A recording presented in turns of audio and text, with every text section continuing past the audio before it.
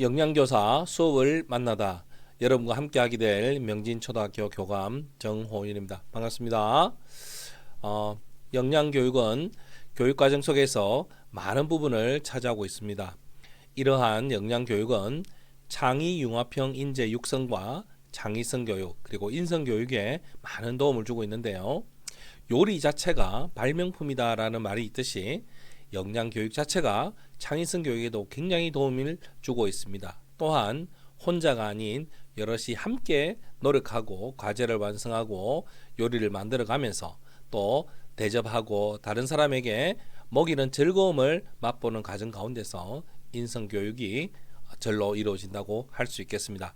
그럼 영양교사들과 함께하는 제1교시 바로 효과적인 동기유발에 대해서 말씀드리도록 하겠습니다. 동기유발의 개념은 어떤 행동을 지속적으로 할 수 있게 해주거나 새롭게 시작하는데 영향을 미치는 동인이라고 말씀드릴 수 있겠습니다.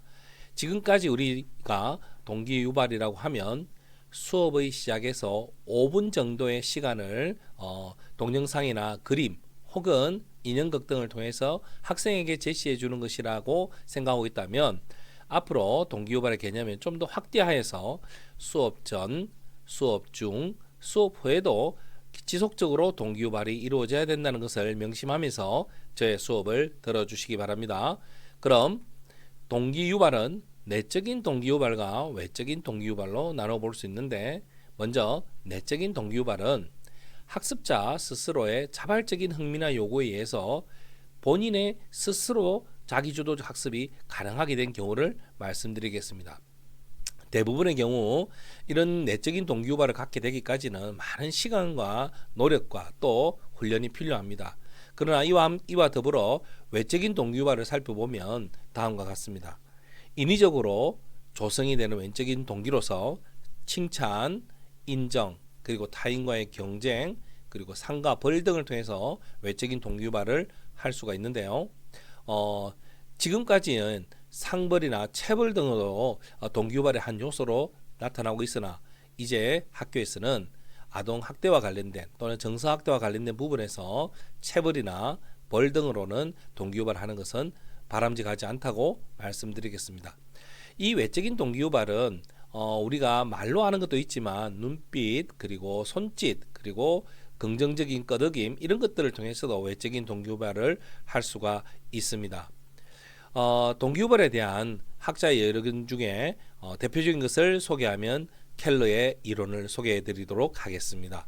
켈러는 어떻게 하면 학습자를 수업에 집중하게 하고 지속시킬 수 있는가에 대한 주의 집중과 학습 활동이 학습자의 흥미에 부합되면서 의미와 가치가 있는가 관련성 그리고 학습 과제를 성공적으로 마칠 수 있는가에 대한 자신감 또한 학습자들이 과제를 통해서 기쁨과 성취감을 맛볼 수 있는가 이 네 가지 측면에서 동기유발의 중요성을 강조하고 있습니다.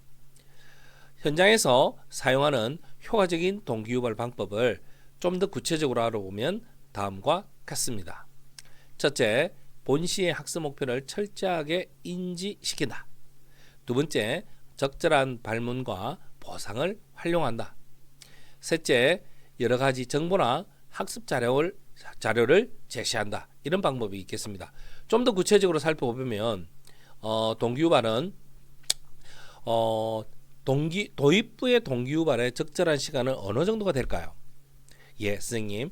약 3분에서 5분 정도의 시간이면 적절하겠습니다. 우리가 흔히 동영상을 준비했을 때 약 1분 이내의 동영상을 준비한다면 그와 함께 한 3가지 정도의 발문으로 동기유발을 끝낼 수가 있는데요. 이 시간이 약 3분에서 5분 정도입니다.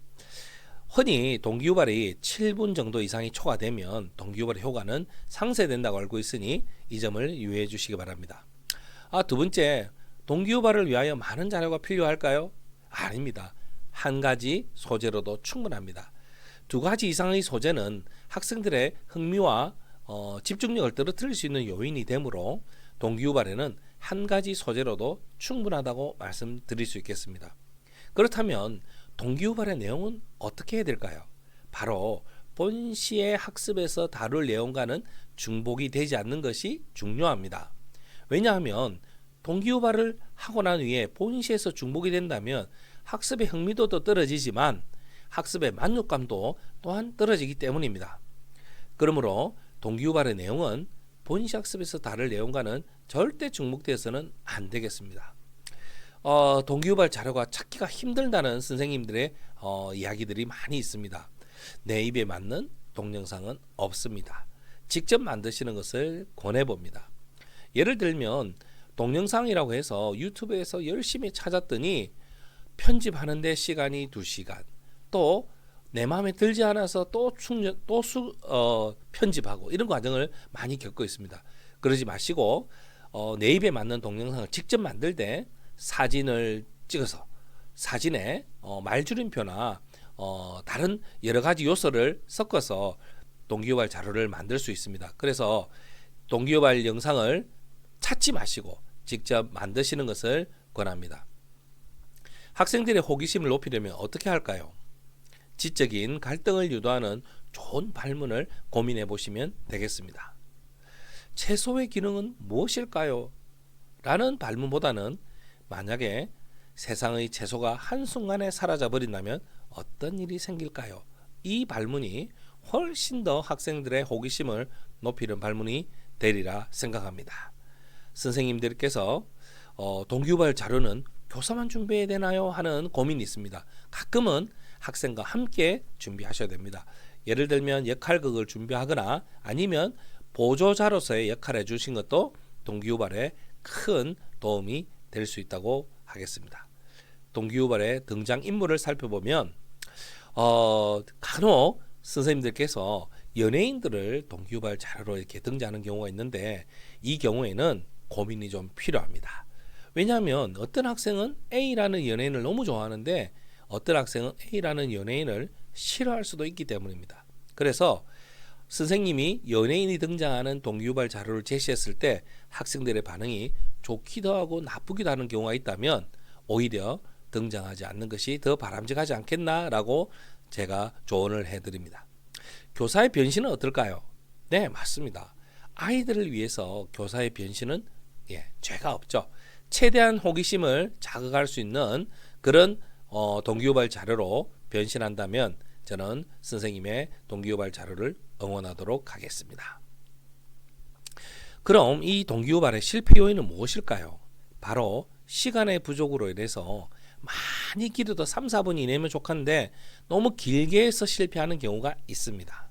두 번째, 수업 목표와 학습 문제와의 관련성이 미약하여 무조건 흥미에만 관심을 끌게 하면 동기유발은 실패할 수밖에 없습니다. 또 앞서 설명드린 대로 너무 여러 가지 소재를 함께 사용하면 동기유발은 실패합니다.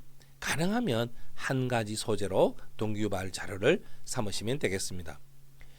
학생과 개인차를 고려하지 않는 것도 실패 요인이 되겠으며 본시의 내용과 중복되는 경우도 동기유발 실패 요인이 된다고 할 게 있습니다.